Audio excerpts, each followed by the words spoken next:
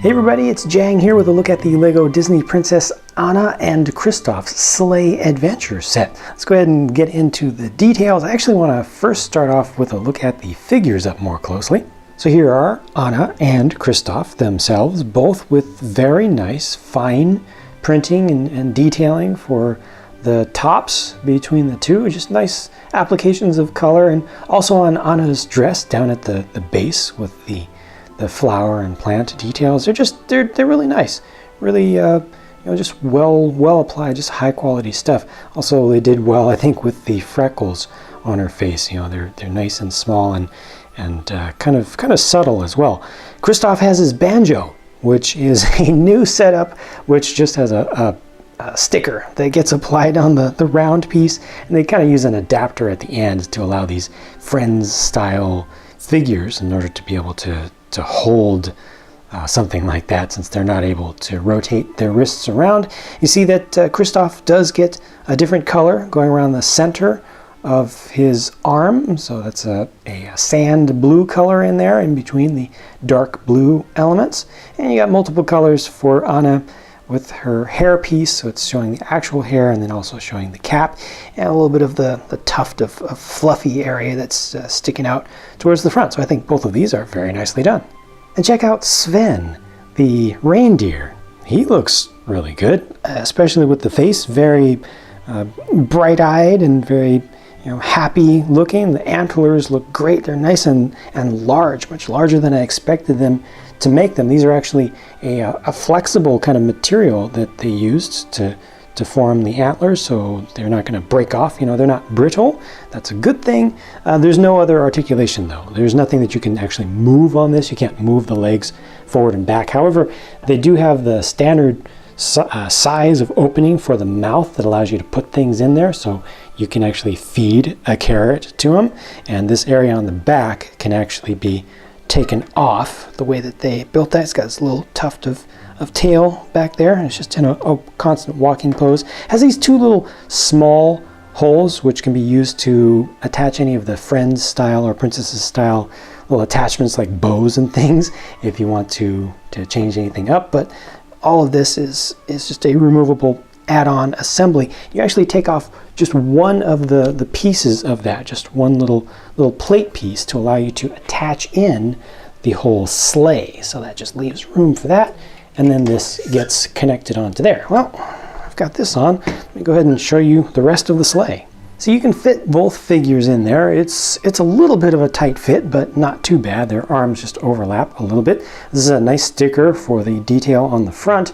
You get a sack that can be used to hold small items that you can pick up along the way. There's no real good place to put the banjo on this right now. I think the best thing to do is to take the torch off, put it into Kristoff's hand, and then you can attach the banjo there. It's probably the easiest way to make that work out. It's got a couple of ice blocks on the back, and you can move those around. You can take them off if you want to.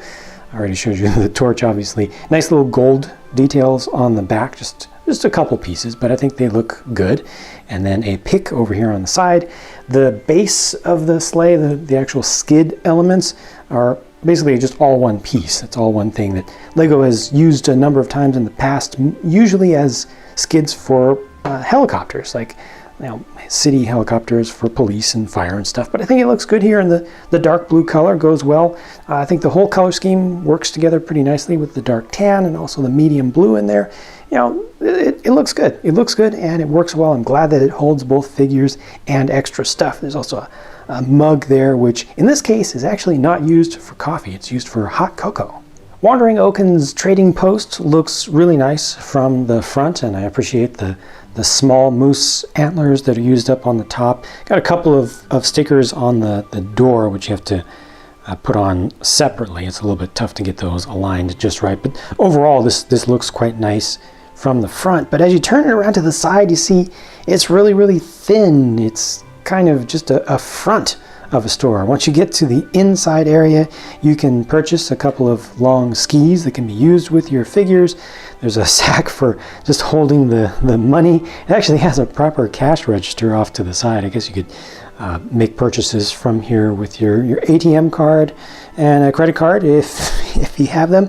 They do have one small friend style of accessory here, a bow, so that could actually be used on Sven, but the major thing that you want to get from this place is a stock of the carrots. And like I already showed you, they do actually include an extra carrot piece. It's an old, well, not old, but not new unicorn horn piece, which has been molded in orange color here, and when you put a green flower on it, it makes for a great carrot. Nice design, much smaller than the older styles of Lego carrots that they've made that are specialized in the past.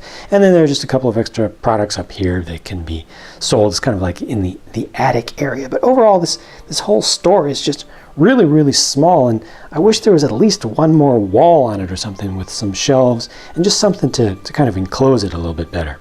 These are the last details here with, on the right, this is a hay chute. So these are supposed to be bales of hay, and you can actually just stick that through there and have it go down the chute, and then Sven can eat from there. This can also represent some hay that's just stockpiled, but you can kind of arrange it to make a couple of temporary beds. You could sleep on there. It's not very easy actually to pose figures on there to make it look like they're lying down to get some rest, but that's what they're intended to be, and you can rotate these around like so. It doesn't really do that much. My favorite thing about this whole assembly here is actually this corner here with the overhang with a little flower that's still alive through the winter, or you could see it as being kind of poking through to indicate that spring is coming, and then you have these icicles that are hanging down. So that's it for my look at this set. I hope you enjoyed this video, and I hope that you will take just a moment to share your thoughts about the set by leaving a comment. Thanks much for watching, and I'll talk to you again soon.